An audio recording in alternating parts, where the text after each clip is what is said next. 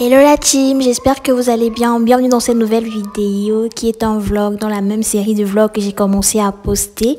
Alors je sais que cette vidéo va vous plaire, donc n'hésitez pas à liker, commenter, partager la vidéo.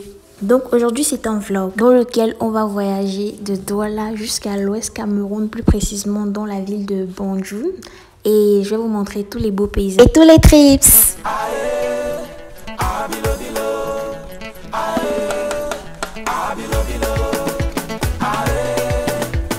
Donc la team, le voyage commence, donc n'hésitez pas à me laisser des pouces bleus.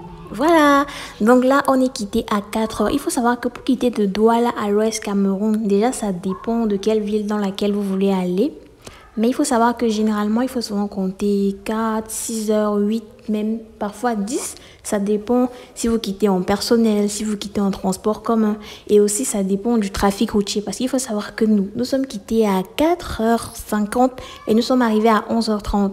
On s'est arrêté environ 2 à 3 fois et par contre le trafic routier était tellement intense. On roulait de Douala à Baganti, pardon, de Douala à Banjul comme si c'était dans une ville tellement c'était comme s'il y avait de l'embouteillage en fait.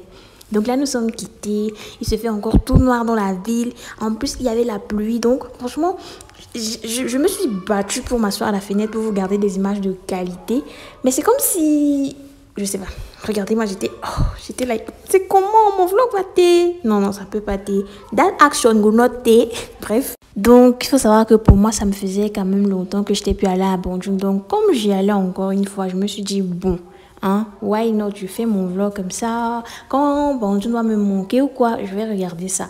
Donc là, on quitte à Douala. Là, on était à Susa. Regardez, là, le jour se levait déjà. C'était magnifique. Regardez le trafic routier, genre, c'était comme ça, de Douala jusqu'à Banjul. Les voitures se suivaient, mais voilà.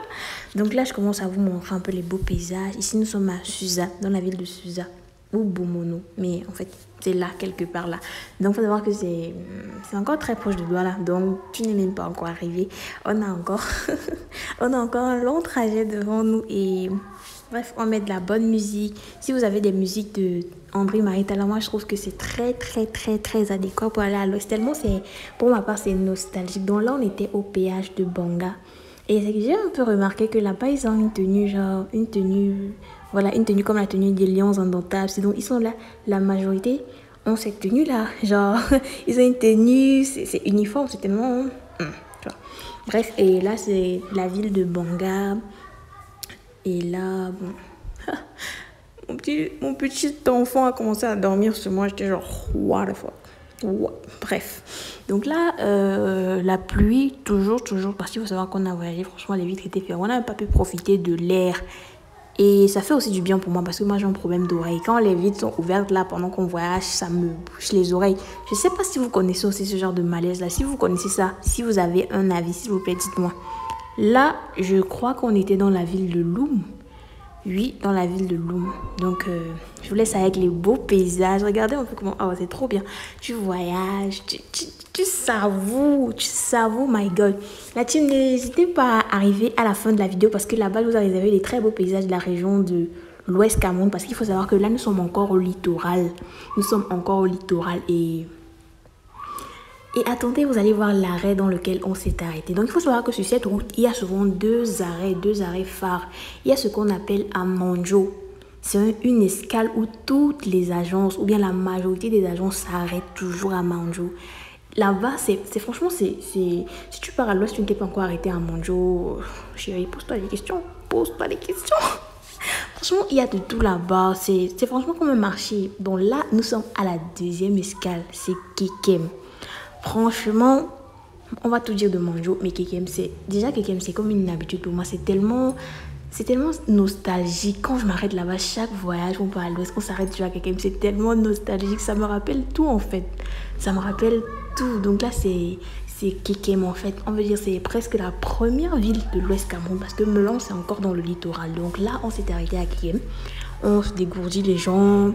On va se poser. Franchement, je ne sais pas si vous aussi, quand vous partez à l'ouest, vous arrêtez ici. Surtout ici, souvent, vous arrivez dans ce bar-ci. Toutes les places sont pleines. Genre, il n'y a que les voitures qui sont en train d'aller à l'ouest ou de rentrer à l'ouest qui sont en train de s'arrêter là. Ici. Franchement, c'est genre... What? Franchement, c'est un lieu mythique. Je ne sais pas si vous connaissez aussi ce lieu, n'hésitez pas à me dire en commentaire. Moi, franchement, regardez le soya. Regardez, j'ai ça. Oh, regardez. Ouh, God. Donc franchement, on a mangé, on a bien mangé, on s'est bien rassasié, on a fait 2 tours. J'étais like... Bref, et là, 30 à 45 minutes après, on a continué la route. Là, on était vers Bafang. On était en train de monter pour aller à Bafang. Avec toujours des musiques. Là, je crois qu'il n'y avait pas la musique dans la voiture. Mais franchement, quand vous êtes sur la colline, il y a une musique là. L'homme Dieu de Talon André Marie. Je ne sais pas si vous connaissez, mais voilà. Donc, pour tous ceux qui aimeraient venir à l'ouest et qui viendront peut-être en transport en commun, je crois qu'il faudrait prévoir environ 5 000 ou 7 000 même. Parce que dans cette période d'août, il faut qu'on se le dise, les agences doublent pratiquement les tarifs. Généralement, c'est 3 500, mais parfois, ça arrive jusqu'à 10 000. Rassurez-vous, en août, franchement, à l'ouest, les trafics sont saturés. Il y a les réunions familiales, il y a en fait de tout. Franchement, presque toutes les réunions familiales se déroulent en août et en fin juillet. Donc, imaginez un peu les agences, ils doublent les prix. Donc, si vous voulez voyager dans cette période, si pour aller à l'ouest, franchement, gardez, vous voyez, parce que parfois ça arrive à 10 000, donc imaginez.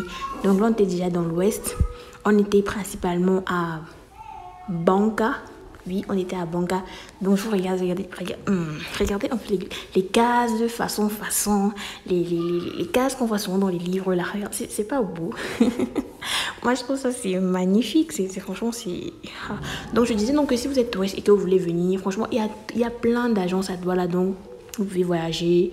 Et le voyage, franchement, comme je vous ai dit, comptez en moyenne 8 heures, surtout si vous êtes dans un transport en commun, parce qu'ils s'arrêtent souvent beaucoup.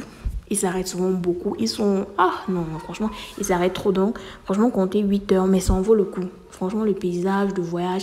L'autre problème aussi, c'est la route. La route, elle est franchement... la route est endommagée. Si la route était très bien, le trajet se ferait en 4 heures. Déjà que nous... Mon père, franchement, souvent, il fait le trajet-ci en 3h30. Donc, là, on a franchement... Parce que, ouais, c'est aussi un voyage, on prenait du temps, il ne roulait pas. Comme je vous ai dit, hein, le trafic, vous étiez là-bas, franchement, c'était comme si c'était l'embouteillage.